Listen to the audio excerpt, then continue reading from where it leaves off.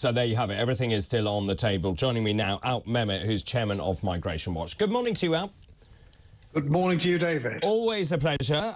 So tell me, what do you make of Suella Braverman? There is a sort of change in rhetoric from the government here, actually saying that they are looking at all possible alternatives. They know they've got a big problem, haven't they? She says 5 million. I think it's higher than that. I think it's about 7 million. But they know they've got a problem. What do you make of her speech? I think a little bit too much has been made of it than it merits, actually. I'm not sure that it's realistic to be thinking in terms of cruise liners. I know it sounds a good idea, but I cast my mind back to the last time this happened in 1987, I think it was, when Douglas Hurd was Home Secretary and the ferry was converted to hold it was Tamils coming from Sri Lanka, fleeing the conflict there. And in the end, the Earl William actually went aground on a mud bank and the scheme was abandoned. Everyone who was on that ferry was eventually allowed to stay here. So I think that there's a lot of difficulties and a lot of problems when it comes to converting a cruise liner in particular. The security, the accommodation itself, where is it going to be moored? To me, it sounds pie in the sky, frankly, and a bit of headline grabbing.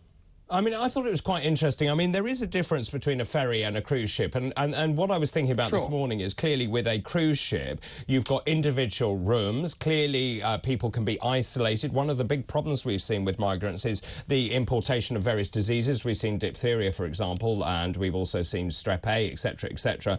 But also, the other thing, and I know this having been round medical facilities on cruise ships, they have the most incredible medical facilities that are built into those cruise ships. Wouldn't that be, it's quite a good idea in some ways. I agree it is headline grabbing, but I was just thinking in terms of you have a discrete location, you've got the asylum seekers who are there, they can be looked after, they can be given medical attention, and so therefore in some ways it does answer a number of problems, whereas holiday camps can't do that.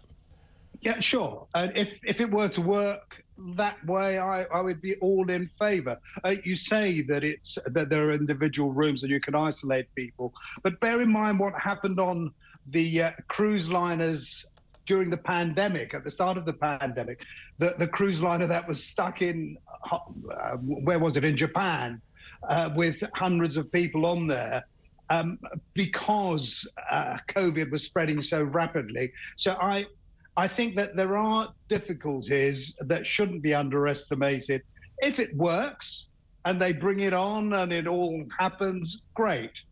It's another place to provide additional accommodation. But I would look, it's more realistic to look at the sort of the camps of one form or another, be they holiday camps, holiday camps or military camps. I think that the facilities there available are perfectly adequate, and they should be looking more in that direction. I mean, the bottom line here is actually what they need to do is speed up the processing. It seems absolutely nuts to me that you've got, what is it, 140,000 people awaiting some sort of processing. I mean, it's absolutely ridiculous. The government needs to get a grip and get a grip fast. And whilst it does that, then obviously people need to be housed and sheltered and given food and warmth and all the rest of it. And also, of course, the government is in a tricky position here because it knows it's going to be one of the biggest electoral issues alongside cost of living.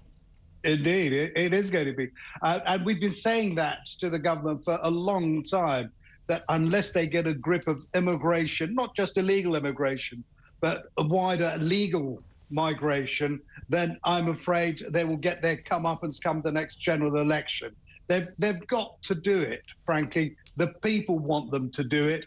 And I really don't understand why they've hesitated for so long and pretended that they've got immigration under control when manifestly obvious that they haven't. And how do you think the government will do, very quickly? Do you think that actually the government is now intent on solving this problem? Until we start sending people back, until we show that it won't be possible to get here illegally and remain, we have to send people back. And if we don't do that, I'm afraid they will continue to come in droves. And you only have to look at the numbers who are in France ready to come over. Indeed. We brought out a paper today that shows that in France, they're actually allowing, we are allowing 3 times as many grants as the French are with asylum. Thank you very much. Always a pleasure to talk to you. Thank you very much indeed, Mehmet there.